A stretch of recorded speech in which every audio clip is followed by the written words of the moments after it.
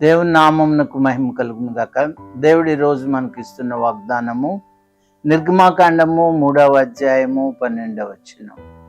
నిశ్చయముగా నేను నీకు తోడై ఉండేదను.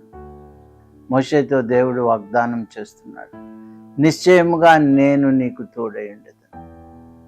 దేవుడు చెప్తున్నాడు కదా, ఆయనకు తోడై ఉంటానన్నాడు. అదే వాగ్దానము ఈరోజు దేవుడు మనకు కూడా ఇస్తున్నాడు. అదే వాగ్దానము దేవుడు మనకిచ్చి మనల్ని బలపరుస్తున్నాడు. మనం నమ్మిన ఎడల ఈ వాగ్దానం ఈ దినం మనకు సొంతమవుతుంది. ఈ దినం దేవుడు మనకు తోడై ఉంటాడు. మన పనుల్లో, మన ప్రయాణాల్లో, మన సమస్త కార్యకలాపాల్లో ఆయన ఈ దినమంతయు మనకు తోడుగా ఉంటాడు. ఈ దినమంతయు ఆయన సన్నిధిని మనకు తోడుగా ఉంచుతాడు. అప్పుడు మనము ఆశీర్వదించబడతాము, సంతోషంగా ఉంటాము.